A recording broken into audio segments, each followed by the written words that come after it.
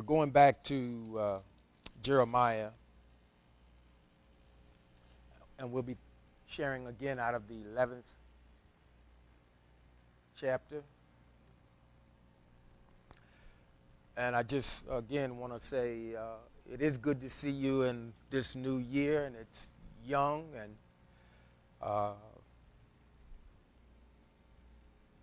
it's good that we're here. And I pray that we're either in recovery and that full health is running after us.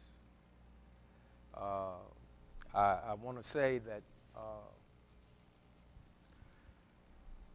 while a lot of us are feeling our age, I remind you again, the Most High said, "What? My spirit shall not always strive with man because he's flesh. However,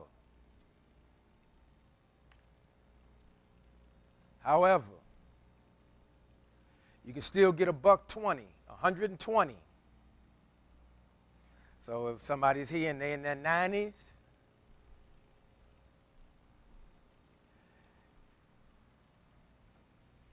you can still look forward to another 20 plus. All in how you look at it. But what I gave you it's in the Word. I think it's, what is it? Genesis 6:3. 120 years. 120 years. I know most of us know already that former President Carter, he passed at 100. And you know, I never really understood. I mean, in this country, they usually hold in very high esteem just about all the presidents. And President Carter was a man that, as best what I could see, and even how he governed, and it caused him some problems because, you know, it's now fashionable for everyone to say they're a believer, and they'll even use the terminology. They'll even say, "I'm a Christian." Well, you know, Jimmy Carter tried to preside over the United States, deferring to his faith, and it got him in trouble with a lot of people because they were feeling that's not the way you run a country. And you know, it's quite it's surprising that you know, what we call the Christian world would always say, "Well, man, you know, things would really be great if a person of faith was running the country." Well, he was a person of faith, and he actually tried to preside based on his faith. And yet, unfortunately, he is regarded, because of the economic situation at that time in the 70s. Some say he was, it's awful for them to say, but they say he was one of the worst presidents. And I'm like, why would you say that? But of course, they're speaking from an economic standpoint. And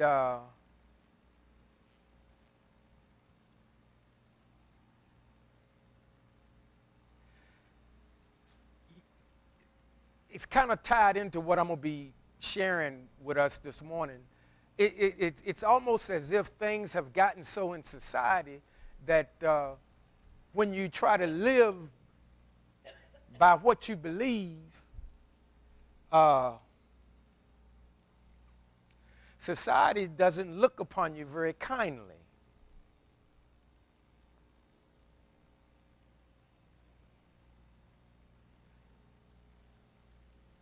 But stay steadfast, saints, because what I'm going to be sharing today is like a type and shadow, because right now there's some unrest and changes haven't been made yet, but we all know change is coming. And for some, they may see it as a time of improvement, and for some it's going to be a time of anxiety and stress and things of that nature. But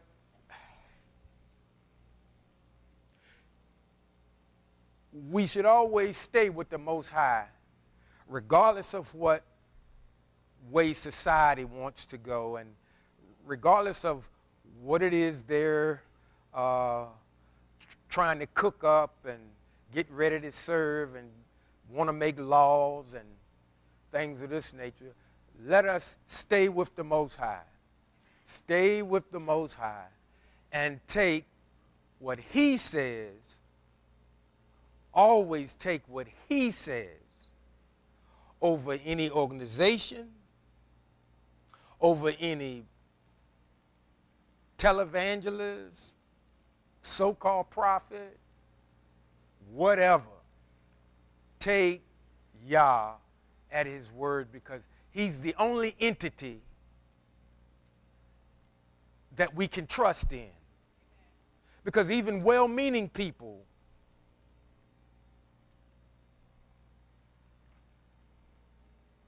can make a mistake. Many of you that have spouses, as much as you love each other, you can't guarantee that you'll be here tomorrow. You love your siblings. We can't guarantee them. We would like to be, and we hope to be, but we can't guarantee that. That's up to the one that made everything. And that's why I'm saying, listen, get in this and find out what He said. Because remember this now, when He says something, He says, I'm God, I change not. Mankind, we change our minds about a whole lot of stuff. And it's good that we do.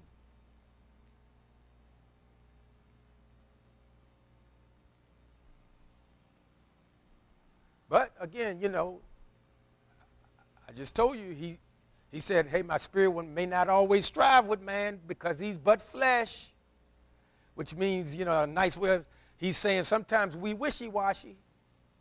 Sometimes we're a little on the stubborn side. Sometimes we forget that He said we were created for His pleasure. And now that we got here, we trying to do things for our pleasure.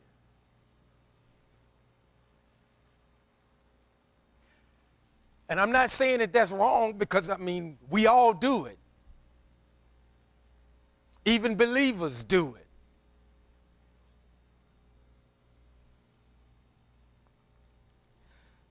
Let's look at the state of Jerusalem when he was going back and forth with the prophet Jeremiah. Let's look in on that conversation a little bit and see what he's saying about his beloved. The thing that is so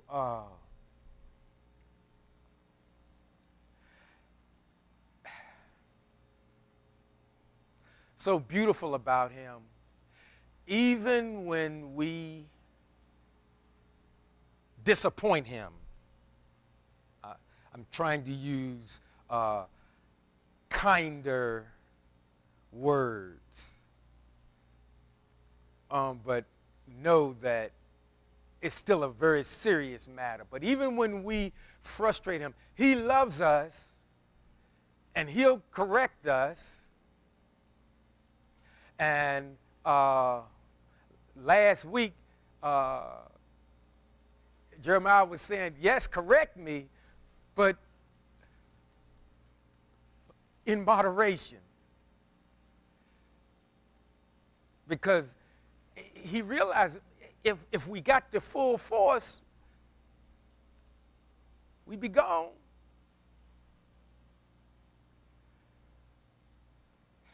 Give an ear. Let me read. Let me read. 11, Jeremiah.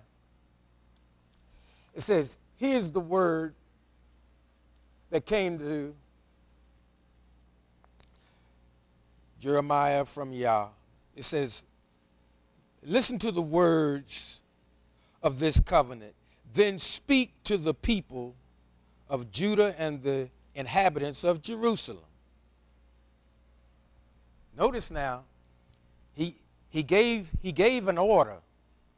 He said, listen to the words of this covenant. Then speak to the people of Judah and the inhabitants of Jerusalem. Tell them that Yah, the God of Israel, says, a curse on anyone who does not pay attention to the words of this covenant, which I enjoined on your ancestors at the time that I brought them out of the land of Egypt, out of that iron smelter. I said, listen to my voice and carry out all my orders.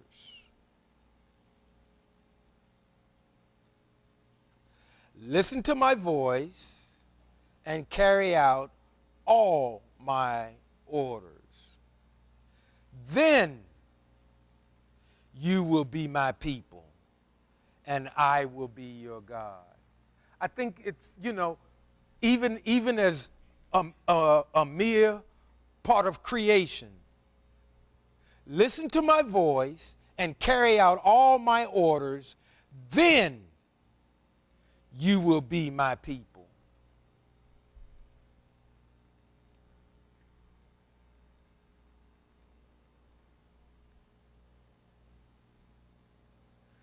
It sounds like right there now, the way this was translated, what I'm picking up from that is, first, he gave us something to do first before we could just proclaim, I'm a child of the Most High. And that sounds a little different from what I hear when I turn on what we call Christian radio. It infers, if you just say it out of your mouth, that makes it so. But getting into the word here, and again, this may have been mistranslated. This may have been transliterated. Because earlier he talked about lying scribes. But, today I'm going to take it as I see it, as I'm reading it, and I realize throughout the translation, it lost a lot of the essence when you took it out of its natural language. English a lot of times has done us a disservice. Now, I'm not against English. That's what I learned how to speak. But again, he says, listen to my voice and carry out my orders. Then you will be my people, and I will be your God. Now, if I don't listen to the voice and I fail to carry, or I just carry out the orders that I feel like carrying out, have I done what he asked me to do?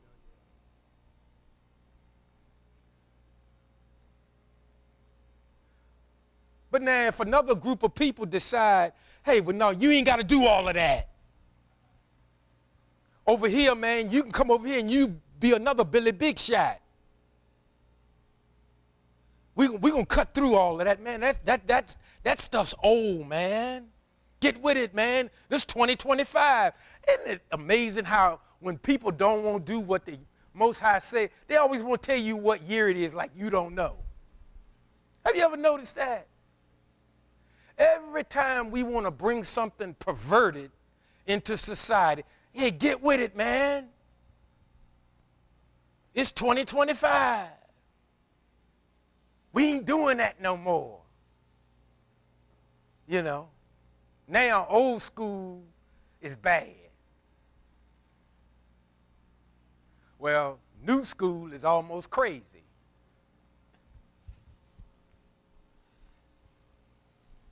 Listen to my voice and carry out all my orders. Then you will be my people and I will be your God, so that I can fulfill the oath that I swore to your ancestors. So why do we think that because it's something new that we're to do away with the old? He is the Ancient of Days. So he again, he's told us, he says, I'm God, I change not.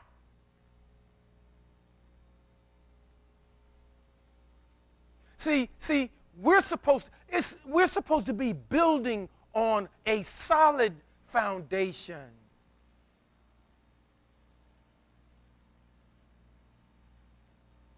You know, if anybody's ever had to build a house, you got to have a solid foundation.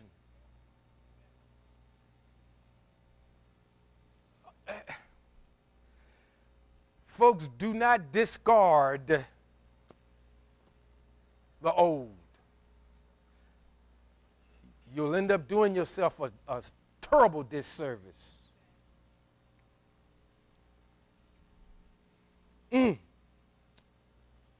So that I can fulfill the oath that I swore to your ancestors, to give them a land flowing with milk and honey as it is today. Then I responded, amen, y'all. And then Jeremiah says, Yah said to me, proclaim all these words in the city of Judah and in the streets of Jerusalem. Listen to the words of this covenant and obey them. Again, he's saying, listen, what I'm telling you, Barry, do what I say. Don't change it. I don't care what everybody else is doing. Did everybody else give you life? I don't care. Well, see here, I belong to this organization and da-da-da. Who cares? Peanut butter.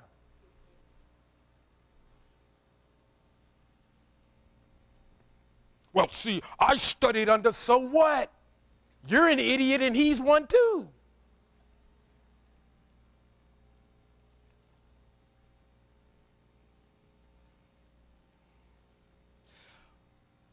What sane human being would put what they say above what the Most High, creator of heaven and earth? Who would do such a thing? You gotta be sick.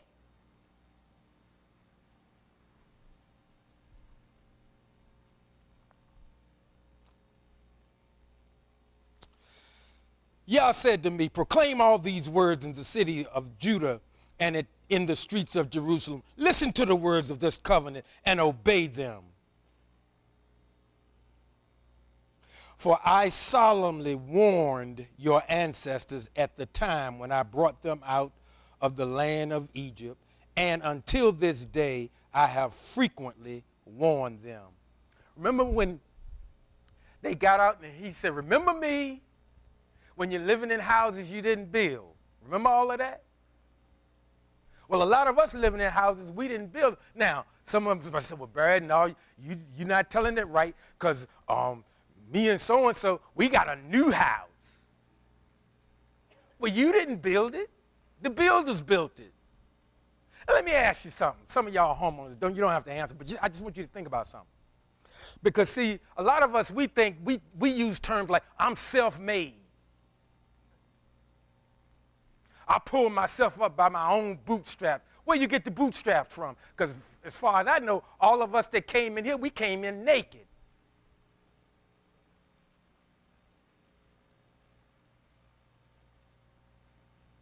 And so we said, I'm getting back to my point. See, listen, everything you got, everything that has come through you, you got help from somebody. When we was born, somebody had to wipe our mouth, wipe our behind, and everything else. We couldn't even do for ourselves. So how do we think we so much? Now we got a few gray whiskers. But getting back to the homeowners. How many of you send your underwriter a birthday card? What's the underwriter? That's the person that decided whether or not your credit score was high enough and other underwriting information that they use so you could even qualify for the house. Barry, I don't even know their name. Right. But you built the house. How many of you know what a loan originator is? Did you send them well, I know you don't celebrate Christmas. Did you send them something on their birthday?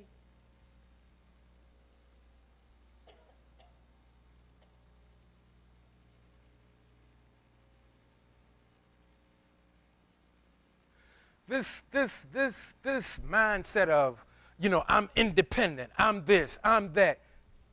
Stop it. Everybody had help. Everybody had help.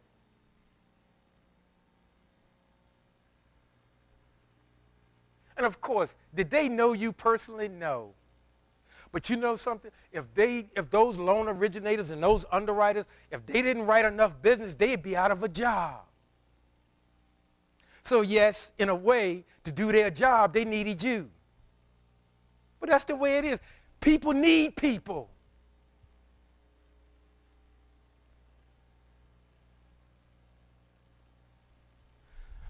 Getting back to this.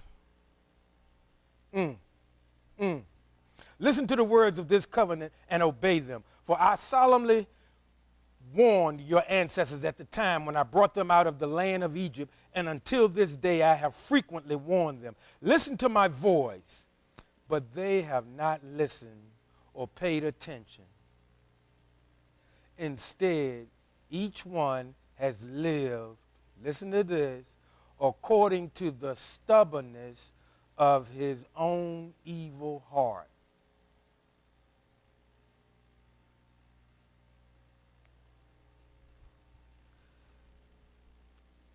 Wait a minute now. Y'all said to me, listen to the words of this covenant and obey them. And then it says, but they have not listened or paid attention. Instead, each one has lived according to the stubbornness of his own evil heart. And we know we got a good inclination, we got an evil inclination. And we were taught that the evil inclination had a 12 or 13-year head start.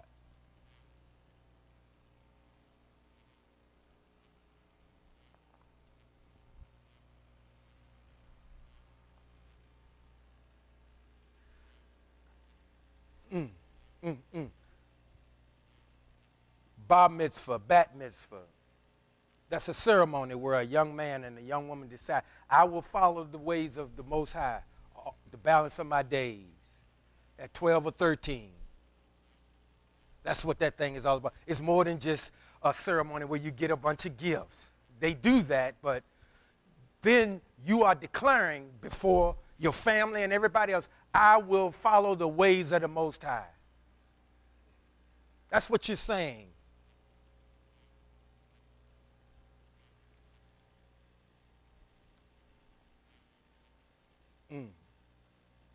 He says, but they have not listened or paid attention. Instead, each one has lived according to the stubbornness of his own evil heart. Then this is said. It says, for this reason I have brought upon them all the words of this covenant, which I ordered them to obey, but which they did not obey. And so, again, right now it doesn't look like it's too good for Jerusalem. And for a lot of people right now, it don't look like it's too good to be living in the United States right now. Because we got a lot of anxiety about what's going to happen later on this month. And I'm not trying to tie the two in. What I'm trying to show you is that when we don't do what he says, we're going to get the consequences of it.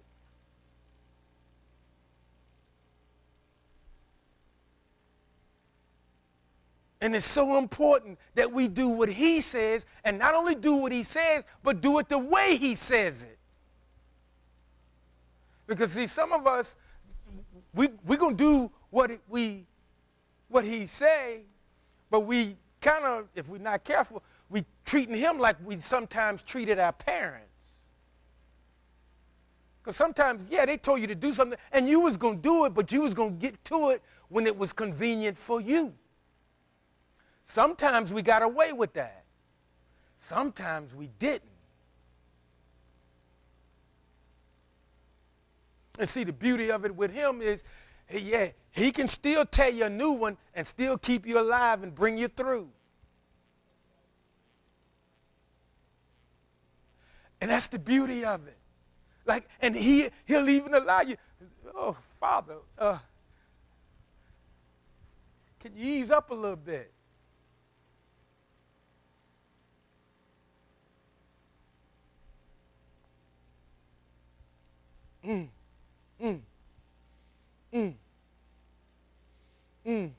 For this reason I have brought upon them all the words of this covenant, which I ordered them to obey, but which they did not obey. And even in Deuteronomy, remember in Deuteronomy, like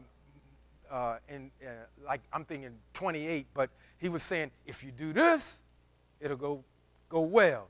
But if you do this, it ain't going so well. I'm paraphrasing. But he's saying, hey, you choose this day. What? I set before you life and death, blessings and curses. And he said, Barry, choose life.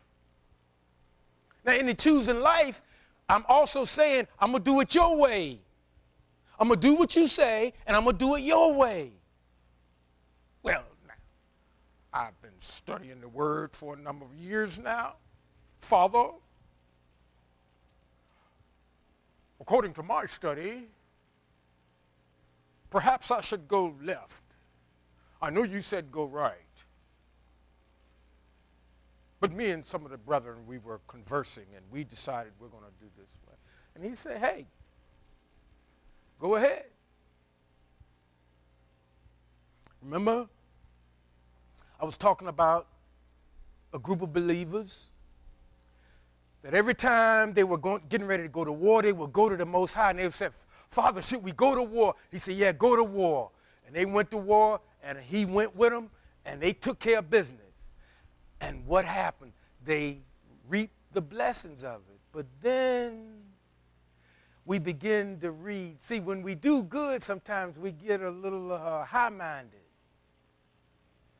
And so remember now, he's sitting back and he's watching to see who's performing his word his way. And then that same group, after they had some victories under their belt, like even in sports, you get to winning, you think, oh, man, we ain't got to practice but so hard. We ain't got to do all that. Coach, I ain't running them extra win sprints. We undefeated. And so they begin to think about it. Oh, we're wonderful. God is with us. What is the thing we always like to say? God is on our side. No, we need to be on his side. You know, have you ever noticed that at every sporting event? Well, like he don't love the people on the other side. You know. Make a long story short, they started living according to their own, what seemed right to them. And for all of us that sometimes could fall into that trap, I'm going to leave you with this. Remember, Yah said our righteousness is as filthy rags. And he's not talking about rags that got oil on them. I'm going to leave it at that. but it's not a pleasant thought. So when we get kind of high-minded, well, we need to watch ourselves, because we're getting ready to do something that may not please him.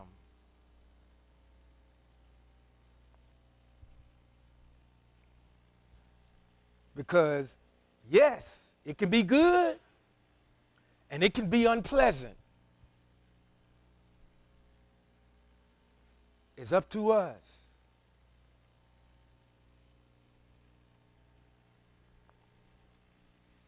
Mm. Mm. Mm. Then Yah said to me, the men of Judah and the people living in Jerusalem have formed a conspiracy. They have returned to the sins of their ancestors who refused to hear my words and have gone after other small gods to serve them. Man, I'm tired of all of this, man. You know, yeah, but man, remember back in the day, we got 3 squares. Yeah, you know, it was hard. Then they took away the straw and we was making them bricks or whatever. But man, we had 3 squares. And man, remember that, man, sure. We was eating kind of good. Even when Moses went up as if it were to meet face to face with the Most High to get the instructions.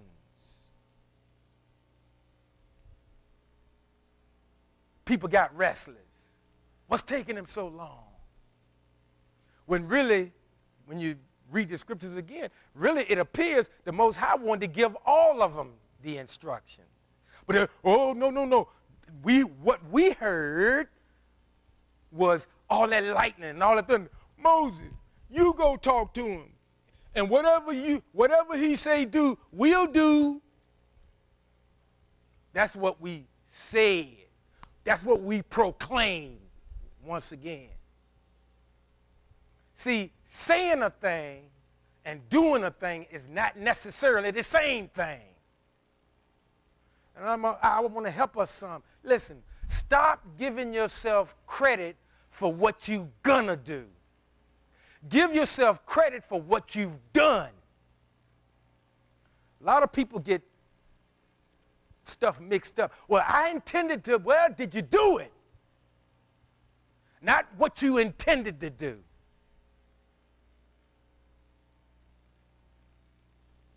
We tell somebody, if I tell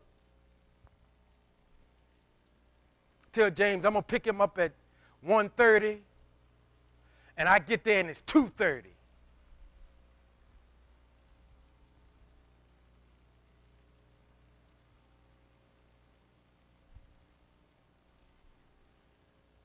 You know, am I supposed to? Oh, well, you know, we brothers in the Lord. It's all right.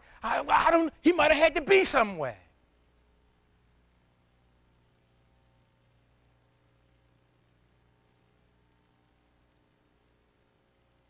And then, because, hey, I'm a child of the king. He a child of the king. He ought to understand. He ought to understand. Where's my understanding about let your yea be yea and your nay be nay? That's part of the covenant. I ain't see that. It's in there.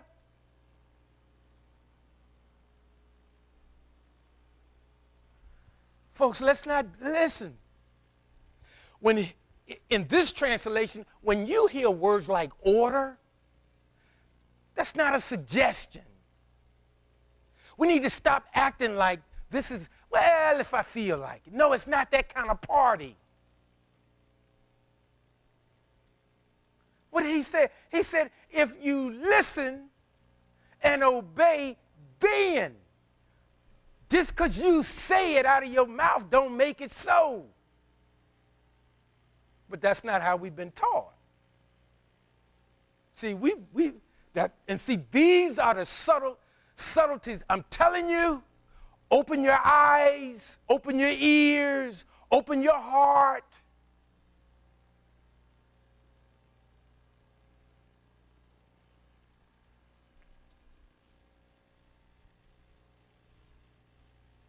Mm. Mm. Mm. He said, they have returned to the sins of their ancestors who refused to hear my words, and they have gone after other gods to serve them. The house of Israel and the house of Judah have broken my covenant, which I made with their ancestors. Would the Most High say that about believers today? And again, I'm not just talking about the United States. I'm talking about all over.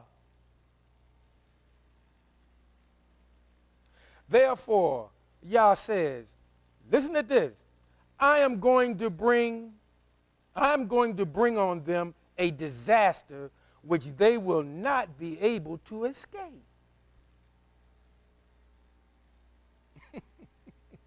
Now, for some of us, it was a disaster 8 years ago, and it's getting ready to be another disaster in another couple of weeks for some people. And I'm not throwing shade, and I'm trying to show you how what's in there still applies today. When we don't do what he say and we don't do it his way, we get what we get.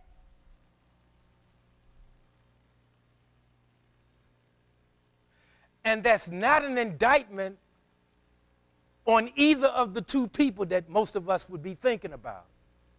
Because the way we've been living, perhaps it didn't matter whether it was going to be a peaceful transition or one filled with contention. When we don't do what he said and we don't do it his way, we get what we get. As a country, as creation, as believers, as children. It's not because I say it, I'm reading what he say.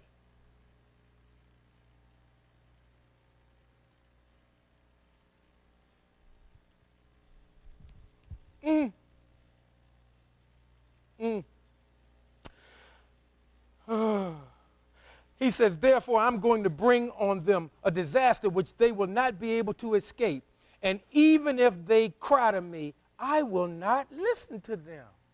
Now, see, we've been taught, every time you pray, God will hear you. Well, yes. And the truth of the matter is, he'll hear who he desire to hear.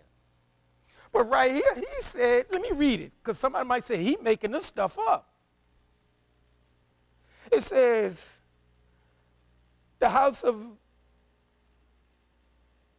therefore says Adonai, I'm going to bring on them a disaster which they will not be able to escape, and even if they cry to me, I will not listen to them. The cities of Judah and the people living in Jerusalem will go and cry to the gods to whom they are making offerings. And there, when he's using the term little g gods, he's talking about the idols again.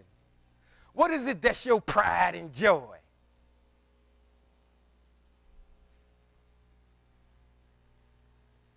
See, and remember now, don't think about gods, little g, and idols like what you think. We got to look at it the way he see it. Isn't this the same that said, Yeshua said, if you love mother, father more than me, you ain't worthy? That's kind of harsh. Not in America. No, that's for, no, it's for everything, everybody. There's another passage that said, if you put your hand to the plow and you look back, I'm going to put you on the bench. I'm paraphrasing that part. You know, Pastor Hodge was teaching about when Yeshua was teaching and the people were following him, and he turned to them and he said, listen, hey, it's more to this than just showing up. And he said, some of y'all here only for the fish and the loaves. That's somebody there. I'm coming. Hey, I'm coming because I want to, what you giving away today? Don't be like that. Don't be like that. Now, I'm not saying that you can't get, yes, you're going to get some nice stuff. But we're going to get some nice stuff when we do what he say and we do it his way.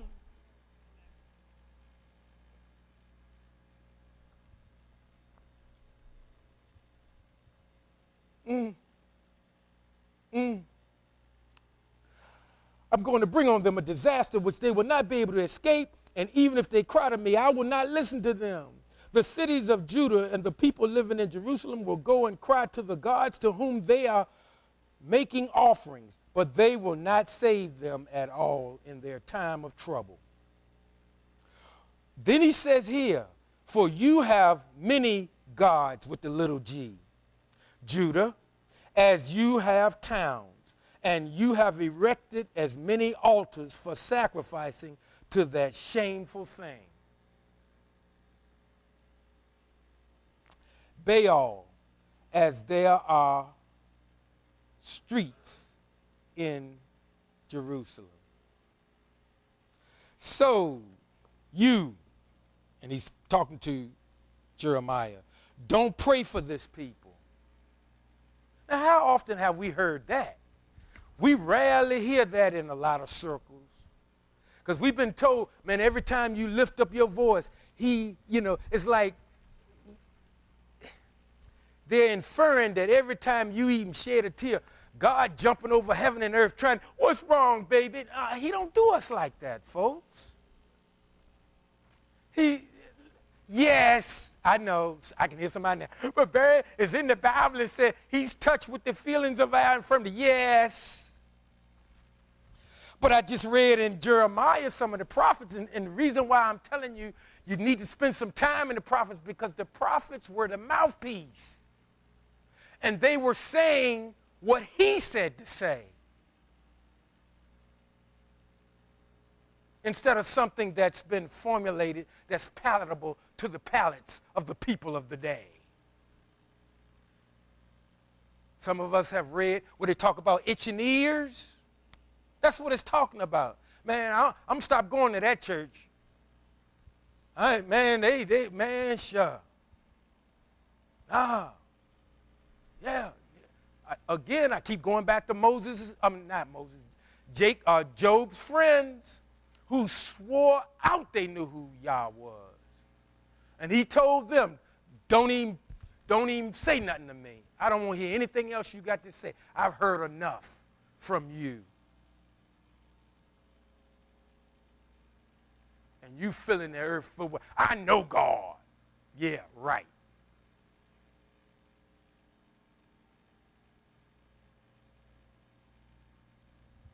I wonder how many people walking around like that now. I mean, some people, man, they'll take you out in the parking lot and try to tune you up. Because they know God. I'm like, okay. All right. Yeah, oh, Lord, I used to listen to this pastor, and he would always he would say, do you know him? Do you know him? Do you know him? Guy in Richmond. I ain't going to call no name. Used to ask that question all the time. Do you know? And I mean that people would just go crazy. Like they really knew him. Maybe they did. I don't know. Above my pay grade. But I knew at that time I didn't really know him like that. But I was in there like everybody else. Yeah.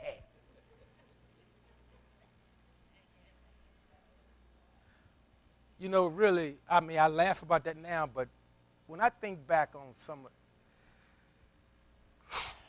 boy,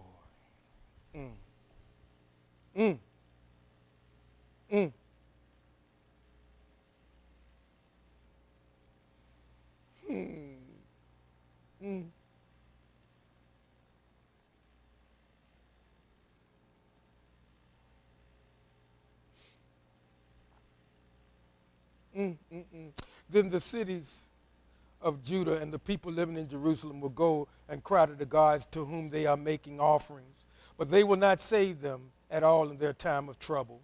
For you have as many gods, Judah, as you have towns, And you have erected as many altars for sacrificing to that shameful thing, Baal,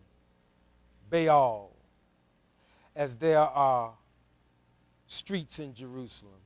So you, Jeremiah, don't pray for this people. Don't cry or pray on their behalf, because I won't listen to them when they cry to me because of their troubles, shamelessly with so many. Offerings of consecrated meat can no longer help.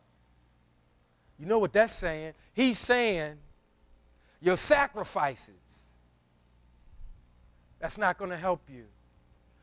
And we all can agree, because all of us know that scripture, that obedience is better than sacrifice. And I have pleaded with us as believers. I said, y'all, let's stop living a life of sacrifice and just be obedient. How do I be obedient?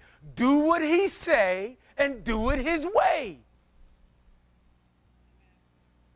Now, I know that's easier said than done, because we're beset with a lot of challenges. Some days we do want to do that. Some days we right on point. And it's beautiful. And we start thinking, oh, yeah. And it is, it's good. Enjoy it. When the sun's shining, enjoy. But remember, we still got to do what he say, but we got to do it his way. Because when we start implementing our ideas, well, it seems, well, this would be, well, why don't we try? And then here come the misfire. And sometimes enough misfire send up strange fire. And he's saying, Barry, what is this mess you sending up here? It's a stench in my nostrils. And I'm saying, Father, please, don't hit my wallet no more. I can't start over again.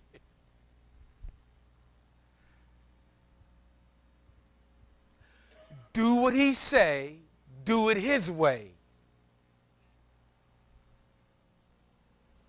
He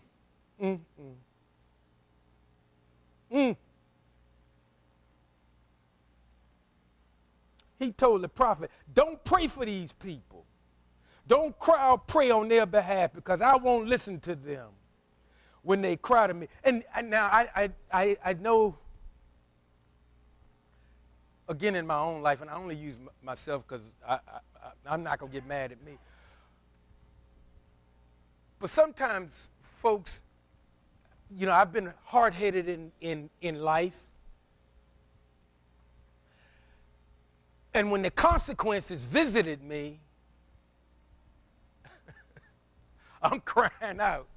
I mean, snot flying, the whole 9 yards. Now, I'm truly sorry for what I did, but I wasn't really sorry for what I did. I was sorry that the consequences caught up with me. See, sometimes you find out somebody been lying to you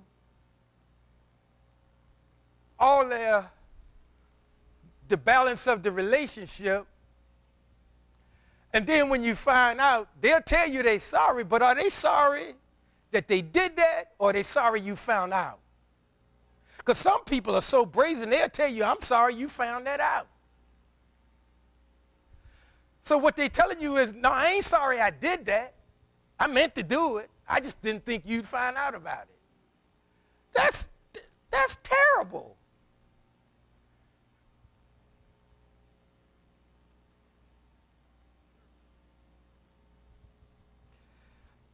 I'm being silly, Francis. And then listen to this. And then he says, offerings of consecrated meat can no longer help, because, and this is what really gets us. He says, offerings of consecrated meat can no longer help, because it is when you are doing evil that you are happy. That's what the one that says we're above and not beneath. I'm the head and not the tail. I'm fearfully and wonderfully made. Let me read to what the Most High said again. Offerings of consecrated meat can no longer help, because it is when you are doing evil that you are happy. But I got 7 minutes, and I want to end on a high note, because I know this has been tough. But later on in Jeremiah, he still refers to us as my beloved.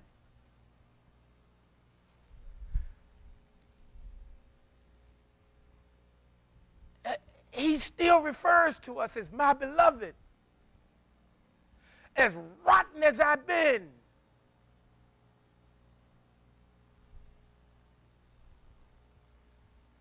do you understand?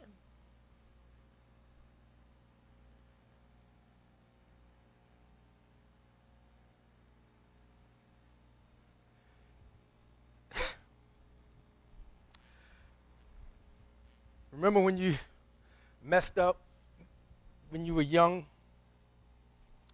and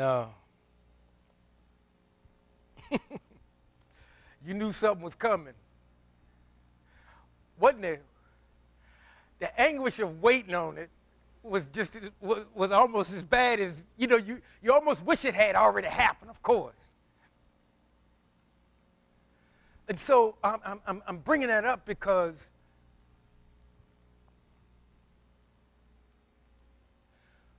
when we realize we're going astray of what he said, and we're going contrary to the way he said do a thing, this ought to immediately come to our minds. Barry, there's going to be consequences for this. And the good thing is, some of us have said that, and we turned and got back on track. Some of us, we saved ourselves for the consequences of going contrary to what he said, or we saved ourselves some tough consequences because we not only did what he said, but we did it the way he said do it. I'm going to close with this. Remember when he told Moses, what did he say? He told Moses, he said, speak to the rock. Speak to the rock. Speak to the rock.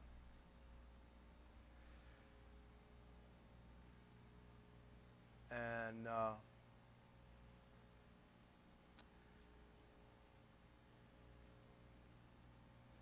Moses did what he did.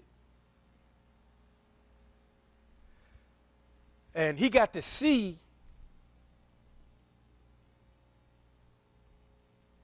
the promise, but he didn't get to step foot in it. Now, I'm not trying to say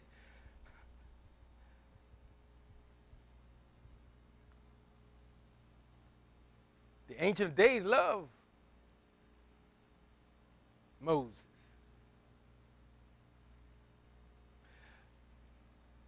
In some writings, it says they went back and forth. Please, please. He pleaded with him. Let me. I'm paraphrasing. Let me go. Let me go. No, I'm going to let you look over there. And then finally, this is another thing that we rarely ever hear. Finally, it's as if Yah said, listen, I'm not discussing this with you anymore. That's final. My decision is final. You're not going over. And you're not going over because you didn't do what I said. Now, some of us will say, well, good gracious, look at all the stuff that Moses, and he did, because that's how I felt. I said, man, that's kind of hard. And you know me, I got mad at the people. I said, they plucked his nerves, Father, But then I could hear my mother's voice, boy, shut up. You ain't better than God.